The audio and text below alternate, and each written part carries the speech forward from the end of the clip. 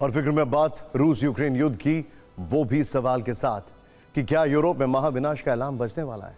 क्योंकि जिस तरह के तेवर रूस के राष्ट्रपति व्लादिमीर पुतिन दिखा रहे हैं, उससे ऐसा लग रहा है कि वो किसी को भी बख्शने के मूड में नहीं है। बर्लिन में यूरोपीय देशों के दूसरे दिन भी मीटिंग हुई है।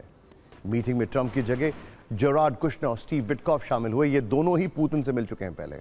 इससे पहले यूरोपीय देशों ने भी अलग से मीटिंग की है, यानी यूरोपीय देश पीस प्लान पर मीटिंग कर रहे हैं। लेकिन इन बैठकों के बीच पुतिन ने अपने सबसे घातक ऑर्शनिक मिसाइल को बेलारूस में तैनात करने का ऐलान कर दिया है।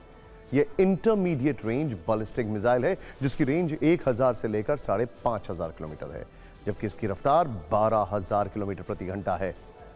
इसे न्यूक्लियर और नॉन न्यूक्लियर दोनों तरह के वॉरहेड के लिए इस्तेमाल किया जा सकता है। यह शक्ति इसे और ज्यादा खतरनाक बनाती है। यानी एक तरफ शांति के लिए पीस प्लान बन रहा है, तो वहीं दूसरी ओर पुतिन अपने आक्रामक तेवर दिखा रहे हैं। लेकिन अब जेलेंस्की के जो तेवर हैं वो नर्म दिखाई दे रहे हैं।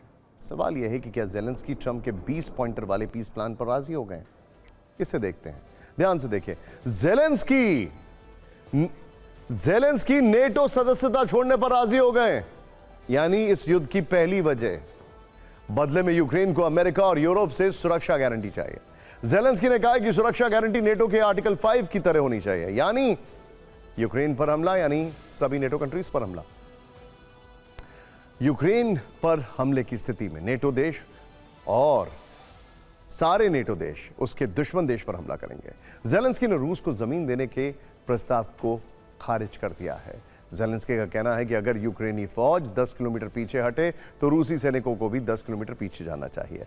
बर्लिन में दूसरे दिन भी मीटिंग हुई, लेकिन कोई बड़ा फैसला नहीं हो पाया। लेकिन रूस ने यूक्रेन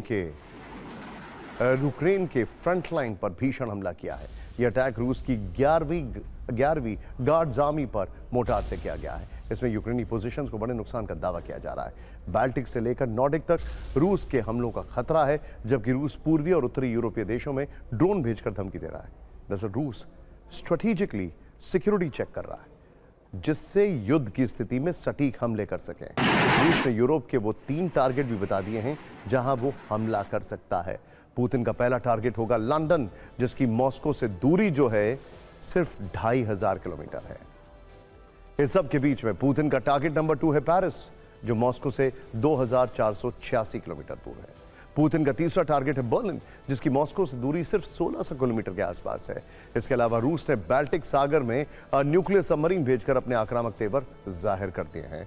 पुतिन के टारगेट पर सिर्फ 3 यूरोपीय देश ही नहीं है, बल्कि अमेरिका की 14 लोकेशंस भी हैं। ब्रिटिश टैबलॉइड डेली स्टार ने अपनी रिपोर्ट में चौंकाने वाला दावा किया है। आखिर वो अमेरिकी लोकेशंस कौन सी हैं, ये भी आपको जरूर देखना चाहिए। पेंटागन, ध्यान से देखिए, अब यहां पर पेंटागन अमेरिकी रक्षा मंत्रालय का मुख्यालय, नेवल स्टेशन यहां पर दिखाइए, दुनिया का सबसे बड़ा नेवी बेस है ये।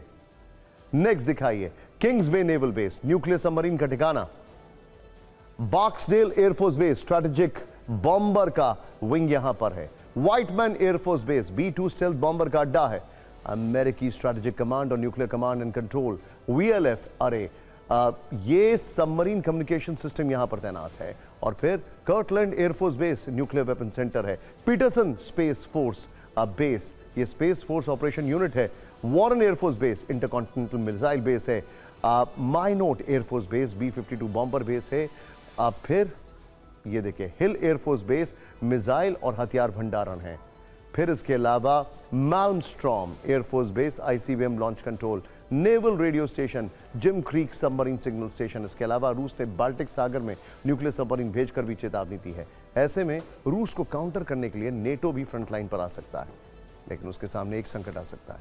अगर जेलेंस्की ने ट्रंप प्रस्ताव पर मोहर नहीं लगाई तो ट्रंप न सिर्फ यूक्रेन से बल्कि नेटो से भी हाथ खींच लेंगे। अगर ट्रंप ने सैन्य मदद रोक दी तो नेटो रूस का मुकाबला कैसे कर पाएगा?